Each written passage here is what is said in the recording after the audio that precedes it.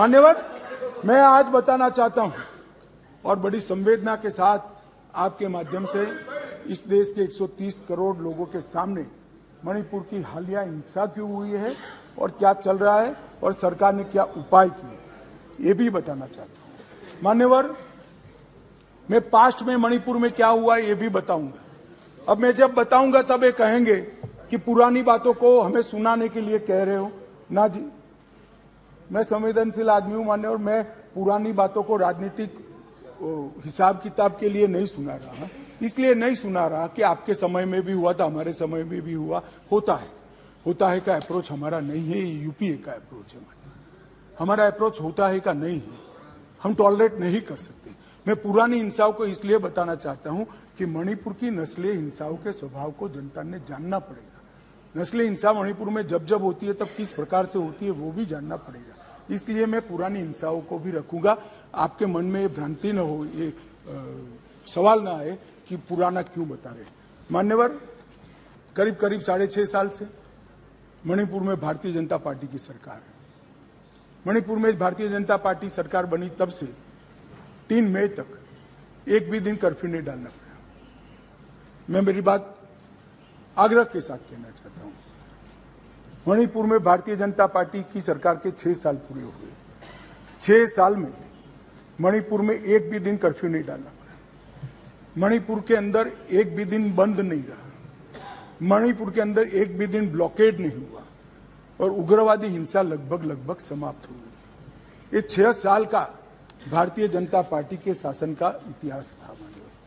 2021 में हमारे देश की पड़ोस में म्यांमार में सत्ता परिवर्तन हुआ और म्यांमार में वहां पर मिलिट्री का शासन आया, डेमोक्रेटिक सरकार गिर गई और वहां पर एक कुकी डेमोक्रेटिक फ्रंट है, इसने लोकतंत्र के लिए आंदोलन चालू करा।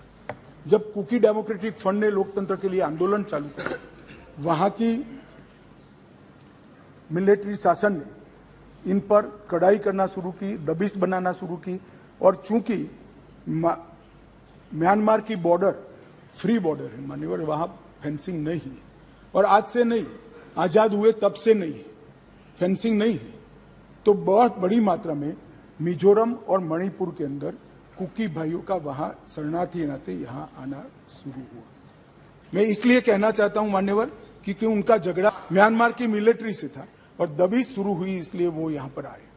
मान्यवर, हजारों की संख्या में कुकीज आदिवासी भाई यहां आना शुरू हो गए और परिवार बसने लगे। कहां बसेंगे? तो जंगल में बसने लगे और एक प्रकार से मणिपुर के बाकी हिस्सों में एक असुरक्षा की भावना हुई कि हमारी जनसांख्यिकी बदल जाएगी। हमने उसको देखा। उसी वक्त मान्यवर हमने गृह मंत्रालय में 2022 में निर्णय किया कि अब ये बॉर्डर को खुला नहीं कर सकते, बॉर्डर बनानी पड़ेगी, फेंसिंग करनी पड़ेगी। हमने 10 किलोमीटर फेंसिंग पूरी कर दी है, 60 किलोमीटर का काम चालू है और 600 किलोमीटर का सर्वे चालू है। आपने 2014 तक कभी फेंसिंग नहीं की। हमने दूरंदेशी से 23 में दंगे हुए, 21 में ही फेंसिंग का काम शुरू कर दिया था। 10 किलोमीटर ट्रायल फेंसिंग बन चुकी है, 60 किलोमीटर का काम चालू है और 600 किलोमीटर का सर्वे बाकी, जिससे ये घुसपैठ को रोका जा सके। फिर एक अनरेस्ट खड़ा होने लगा क्योंकि वहां जनसांख्यिकी बहुत निर्णायक होती है मान्यवर। घाटी में मतई रहते हैं और पहाड़ पर कुकी और नागा ट्राइबल भाई रहते हैं, तो एक जनसांख्यिकी के बदलाव का बड़ा दबाव रहता है कि हमारी संख्या, हम अल्पमत में आ जाएंगे।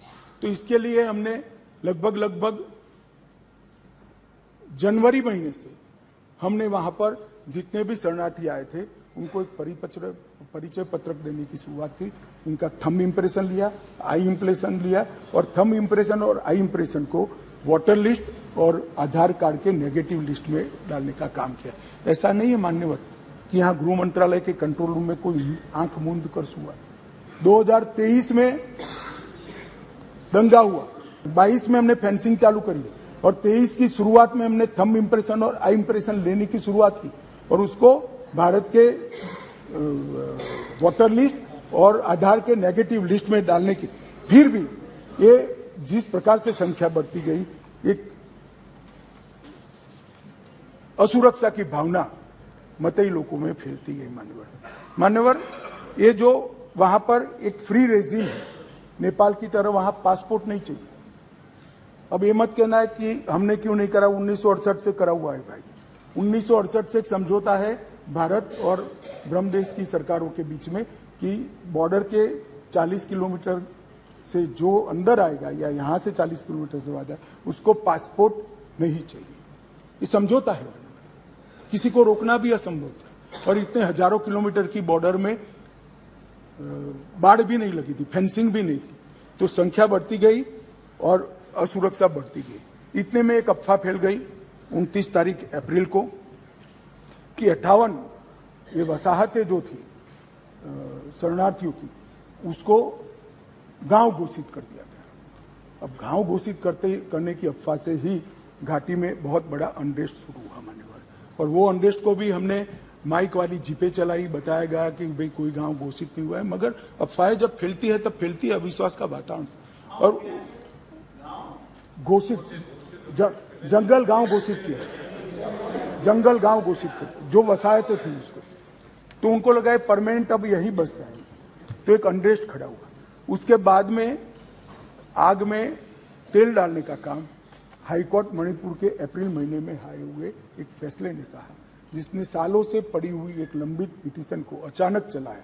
अचानक चलाकर ना भारत सरकार के ट्राइबल आयोग को शपथ पत्र लिया, ना भारत सरकार के ट्राइबल डिपार्टमेंट का लिया, ना भारत सरकार के गृह मंत्रालय का लिया, ना मणिपुर सरकार का लिया, और अचानक ही कह दिया कि 29 अप्रैल के पहले मतई जाति को ट्राइबल घोषित कर दी गई। इससे पहाड़ पर बहुत बड़ा अनरेस्ट हुआ, ट्राइबलों में बड़ा अनरेस्ट हुआ कि अब मतई ट्राइबल बन जाएंगे तो हमारी नौकरी हो गई। स्पर्धा का भाव होता है और स्वाभाविक है, एक कोई कानूनी प्रक्रिया के बगैर एक ऑर्डर कर दिया गया, जिसके कारण ऊपर भी, नीचे ऑलरेडी अनरेस्ट चालू था, ऊपर भी अनरेस्ट हुआ, और 3 तारीख को एक रैली के अंदर एक क्लैश हो गया और क्लैश होने के बाद दंगे चालू हुए जो अब तक अशांत परिस्थिति को बनाए हुए हैं।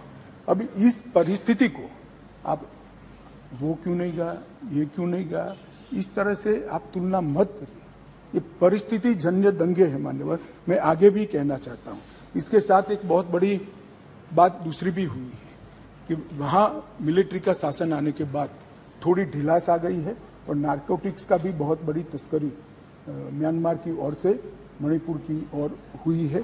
इसके व्यापार से भी बहुत बड़ा अनरेस्ट हुआ है। मगर जो क्लिंचिंग चीज थी वो कोर्ट का जजमेंट थी, उसकी अंतिम तारीख 29 मई थी, और इसके विरोध में एक जुलूस निकला।